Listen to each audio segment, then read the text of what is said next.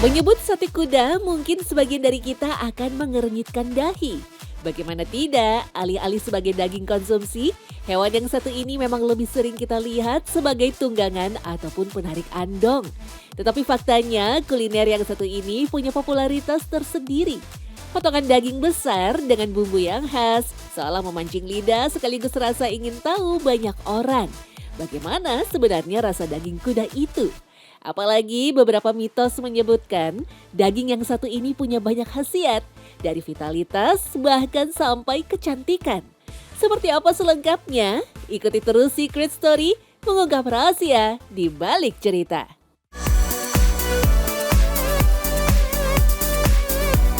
Berbeda dengan sate kambing, biasanya sate kuda lebih dahulu diberikan bumbu rempah sebelum dibakar. Hal ini bertujuan agar rasa bumbu yang lebih meresap. Di beberapa daerah, daging kuda direbus terlebih dahulu agar tidak membutuhkan waktu pembakaran yang lama. Namun hal itu berlaku jika bagian yang dibakar memang penuh dengan urat ataupun otot.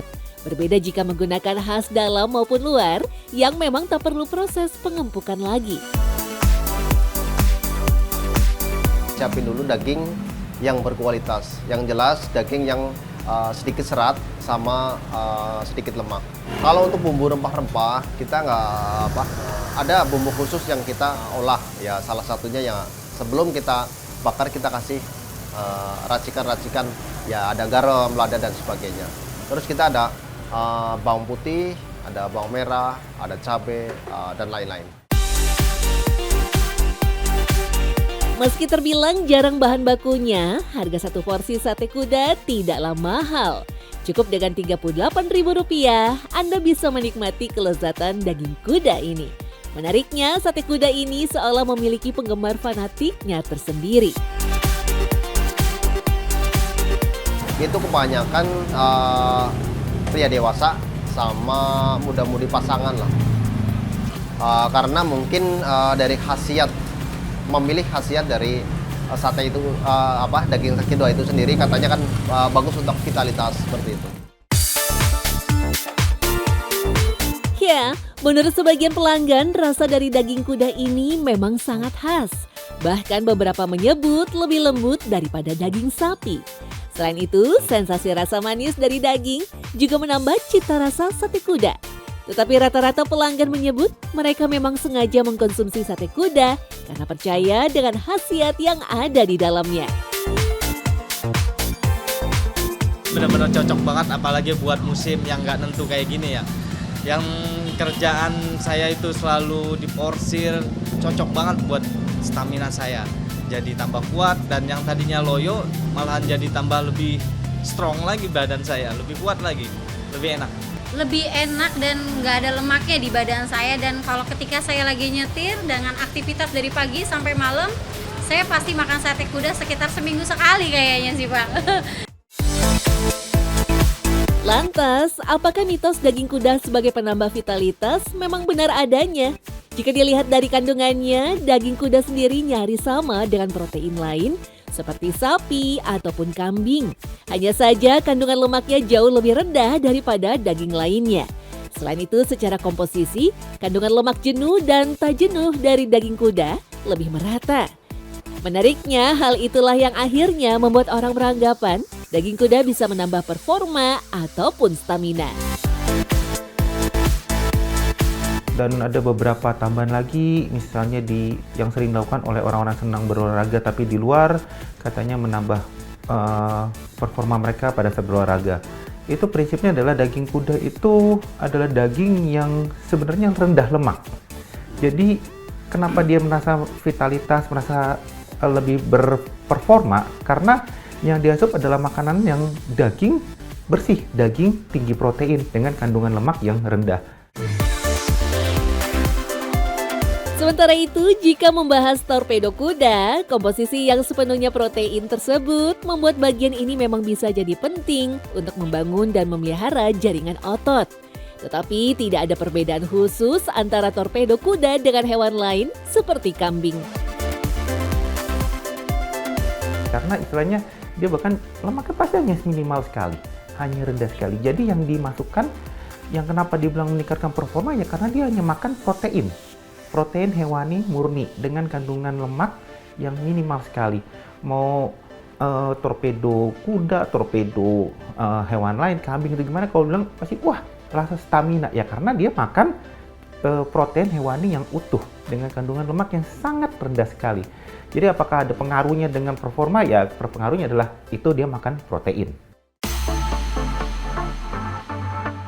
Dalam 100 gram sajian daging kuda, kandungan proteinnya sudah mencukupi hampir 40% dari kebutuhan seseorang setiap harinya.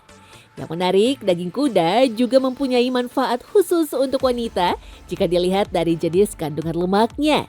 Selain juga bisa menambah stamina wanita, daging kuda ternyata juga bermanfaat untuk kecantikan.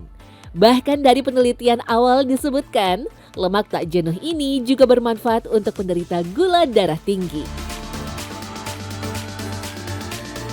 Ada namanya suatu komponen lemaknya palminic acid itu yang ternyata memang dipakai tapi bukan untuk makanan, tapi untuk istilahnya untuk kosmetik. Itu yang biasanya suka dipakai untuk kecantikan, ya.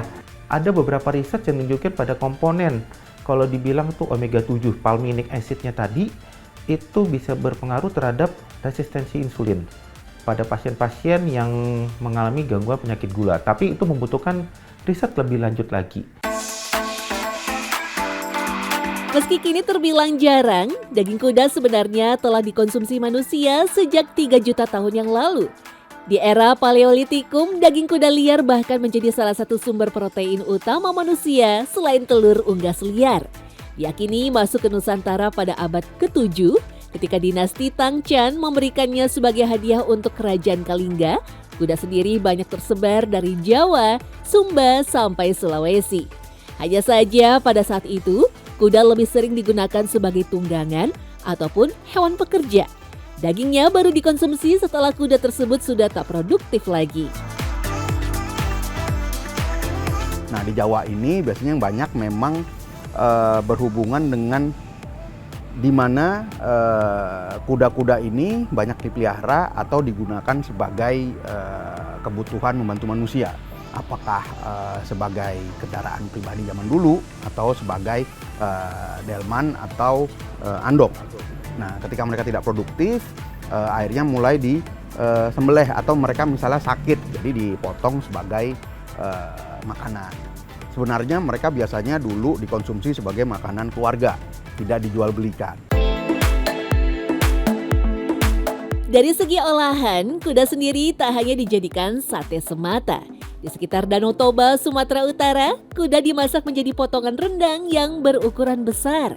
Di Jawa Tengah, daging kuda juga dipakai dalam sajian tongseng ataupun tengkleng. Sementara itu di Sulawesi, daging kuda menjadi bahan baku dari santapan legendaris Coto Makassar. Yang membuat semua mirip adalah penggunaan rempah yang terbilang lebih jika dibandingkan ketika memasak daging sapi.